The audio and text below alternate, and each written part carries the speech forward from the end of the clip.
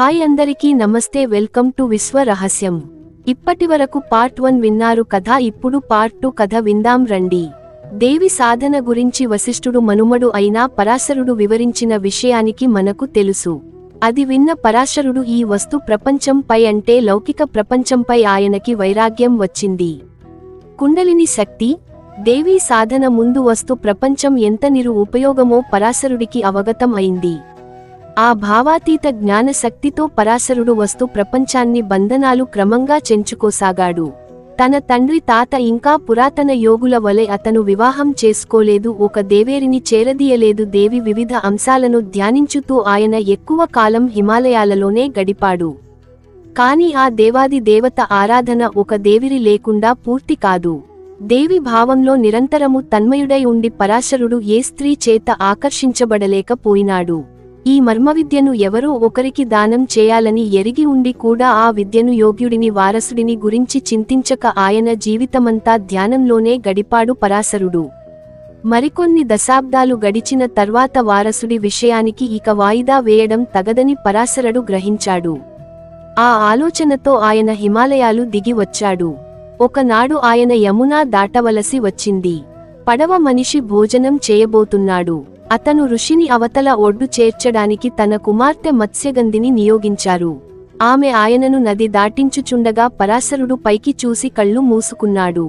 సుమారు 4000 సంవత్సరాల తర్వాత గ్రహాలు, నక్షత్రాలు మన అంతరిక్ష ఆకాశ గంగలోనే గాక అనేక భవనాలలో కూడా ఏకతాటి మీద నిలుస్తే గాని దర్శించాడు. కుండలని విద్యకు ప్రాణం పోసే జీవిని ఈ ప్రపంచానికి అందించాలంటే తన బీజాన్ని ఒక యోనిలో ప్రవేశపెట్టడానికి ఇది తగిన ముహూర్తం అని ఆయన భావన. ఆయన కను రెప్పలు నిదానంగా తెచ్చుకొని 16 ఏళ్ల ప్రాయంలో ఉన్న మత్స్యగంధిని కోరికతో చూశాడు. ఆమె తన సుకుమార దేహంతో పడవ నడుపుతున్నది. ఆమెకు వయసు వచ్చింది. ఆమె నీల దేహం నల్లచేవమానుల మెరుస్తున్నది. వృద్ధుడైన ఆ ఋషికి ఆమె దేహం వెలిబుచ్చి చేపల వాసన ఏమి అభ్యంతరం కాలేదు. ఆమె ఎప్పుడూ ఆ వాసనే వెదజలుతూ ఉంటుంది. ఆమె చేపల వాసన వస్తుంది గనుకనే ఆమె పేరు మత్స్యగంధి అయింది. బుడిపెలు కట్టిన తన చేతిని పరాశరుడు ఆ యువ హస్తం మీదకి సాచాడు. సూర్యోదయ, సూర్యాస్తమయాలు ఎన్నడూ కలియవు కాని కిరణాలు మాత్రం బంగారు కిరణాలు. తెలియని తనంతో మొదట్లో విభ్రాంత అయినా మత్స్యగంధి మొదటి ఆ ఋషి చేతిని చూసింది. ఆ తర్వాత ఆయన కళ్ళలోకి చూపు విసిరిది. ఆయన పరాశరుడు. సమ్మోహకమైన ఆయన గుంజు భూమి ఆకర్షణ శక్తి కంటే బలీయంగా ఉన్నది. ఆమె అక్కడికక్కడే లొంగిపోయి తనను తాను అర్పించుకున్నాడు.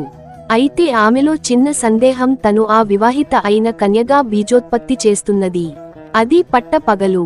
ఆమె ఆలోచనలు చదివిన పరాశరులు ఏదో మంత్రం నిశ్శబ్దంగా పఠించి గాల్లోకి ఊదాడు.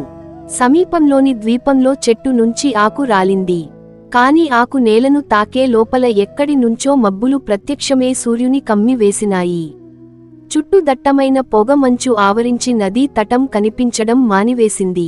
ఆ మహర్షి అక్కడే అప్పుడే ఎవరో కాదు, పురాణ ప్రసిద్ధ వేద వ్యాసుల వారికి తండ్రి అయినారు. ఇకనుంచి నీవు చేపల స్త్రీగా కాదు, పరిమళ పరిమితమైన కలువలా సువాసన వెదజల్లుతావు. నిష్క్రమించుతూ ఆయన ఆశీర్వదించారు. నీవు అక్షత యోని కన్యగానే మిగిలిపోతావు. నీ కుమారుడు ఈ ప్రపంచంలో పుట్టిన కవీశ్వరులలో మహామహోన్నతుడు అవుతాడు. నావ నది మధ్యన నిలిచి ఉన్నది అయినా ఆ ఋషి నీటి మీద నడిచి అవతలి గట్టు చేరుకున్నాడు. విధి తన పథకం నెరవేర్చింది. పరాశరుడు మత్స్యగంధి తిరిగి ఎన్నటికి కలుసుకోబోరు. కొన్ని సంవత్సరాల అనంతరం వ్యాసుడు జీవిత పరమార్థం గుర్తు చేయడానికి గాను ఆయన వ్యాసుడితో సంపర్కం స్థాపించుకున్నాడు. పూర్తిగా 7 వసంతాలు నిండని వ్యాసుడు దక్షయజ్ఞం వృత్తాంతం, దేవాది దేవత ఆవిర్భావం, అగస్త్యుడు తపస్సు, శివుడి ఆదేశానుసారం ఆయన విద్యను పరంపరంగా అందజేయడం, వయసు పెరిగిపోతున్నా పరాశరుడు చెబుతూ ఉంటే అత్యంత శ్రద్ధతో వింటూ కూర్చున్నాడు. పరాశరుడు చుట్టూ జాగ్రత్తగా నిగూఢంగా పరికించాడు. వ్యాస ఉత్పత్తి సమయాన మత్స్యగంధి చుట్టూ కల్పించినట్లుగానే ఒక గోప్య ముద్రలో తమ చుట్టూ ఒక మంచు తెర సృష్టించాడు.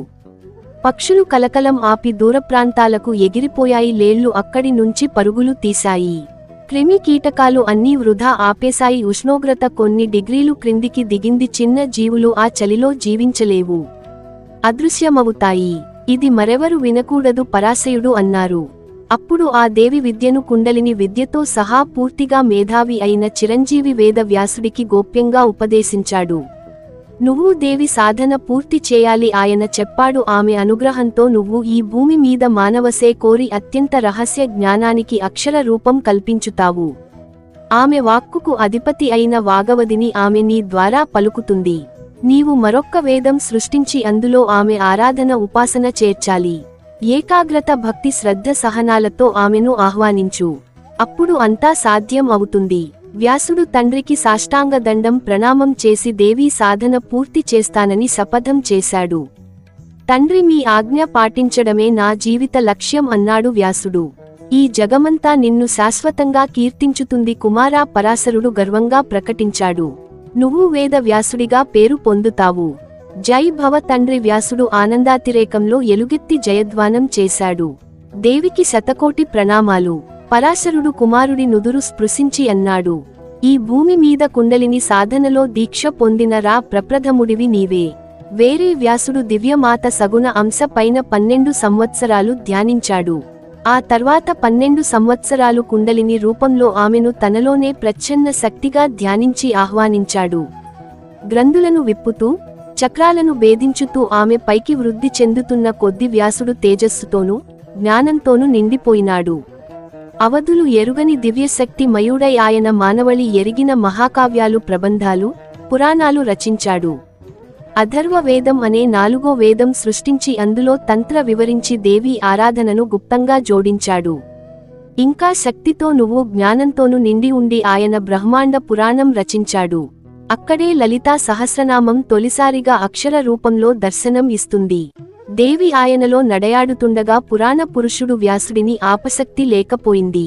ఉదాత్త విషయాల నుంచి సామాన్య విషయాల వరకు జ్యోతిష్య శాస్త్రం నుంచి గో సంరక్షణ వరకు అన్ని విషయాలు వివరించుతూ ఆయన ఒకదాని తర్వాత ఒకటి వరుసగా 18 పురాణాలు రచించాడు. చివరగా సర్వకాలాలకు సర్వశ్రేష్టమైన మహాభారతం తలపెట్టాడు. విజ్ఞాన సర్వస్వమైన ఆయనలోని కవితాధార చిమ్మన గ్రోవిల ఎగచిమ్ముతుంటే ఎవరు ఆ దాటికి మహామహుడు అయిన వేరే వ్యాసుడు కూడా ఆగలేకపోయినారు. వ్రాయటానికి ప్రయత్నించిన వారంతా అచిరకాలంలోనే అలసిపోయి సొమ్మసిల్లేవారు. అప్పుడు ఆయన శివకుమారుడు గణేశుడిని మహాభారతానికి రాయడానికి పిలిచారు. వర్షాకాలంలో హిమాలయాల నుంచి పెళ్లిబికి గంతులు వేస్తూ దూకే జలపాతాల లాగా వ్యాసుడి చైతన్య జరీలో అసంఖ్యాకమైన కవితాదారులు వేగం అందుకున్నాయి. సాధకుడులో దేవిజ్ఞాన రూపంలోనూ అనుగ్రహ రూపమును ప్రచలిస్తుంది కనుక ఇందులో ఆశ్చర్యం ఏమీ లేదు. ఆపశక్యం గాని వ్యాస మహర్షి భాగవత పురాణ రచన చేశారు. ఇదే కథను అమర కథ పేరున శివుడు పార్వతికి చెప్పాడు. దేవి వ్యాసుడు ఎదుట ప్రత్యక్షమై కుమారా ఇప్పుడు నీ కర్తవ్యం ముగిసింది. ఈ పురాణ రచన నీ ఒక్కడికే సాధ్యం. పోయినా నివాసంలో శాశ్వతంగా విశ్రాంతి తీసుకో అంటూ వ్యాసుడులో జగన్మాత లీనమైంది. ఆ తరువాత వ్యాసుడు కనిపించలేదు. ఈ భూమి మీద వ్యాసమహర్షి అసలు అయినా మొట్టమొదటి కుండలిని సాధకుడు. లలిత సహస్రనామం మనకు అందుబాటులో ఉండటం మన మహద్భాగ్యం. అందులోనే దేవి కంఠాహారంలోని ముత్యాల లాగా సంపూర్ణ సాధన వివరించి ఉన్నది. ఎక్కడో ఒకచోట దేవిని ఆరాధించి సర్వ మూలాధార శక్తిని ఆహ్వానించి వ్యాసుడు ఇవ్వాలని మీరు కూడా మీలోన్ శక్తులను వెలికి తీయవచ్చునని ఆయన వలనే మీరు కూడా మానవ సాగరం మదనంలో నూతన సృష్టికి కారకులు కావచ్చునని మీరు వ్యాసుడి సరసన చేరవచ్చునని గ్రహించుతారని ఆశిస్తాను. అందరూ మహర్షులు ఈనాడు మీరు నేను జీవించి ఉన్నట్లే ఒకనాడు జీవించిన వారిని గుర్తించుకోండి. ఇదంతా రామచరిత మానస్లో గోస్వామి తులసీదాస్ ఎంత అందంగా వ్రాసారు. సో ఫ్రెండ్స్, అర్థమైంది అనుకుంటా. కుండలిని మొదటిసారిగా సాధన చేసి కుండలిని శక్తిని సంపాదించుకున్నది వ్యాసుడు. ఆయన మనందరికీ అందించారు. మళ్ళీ మరొక వీడియోతో మళ్ళీ కలుద్దాం. నమస్తే.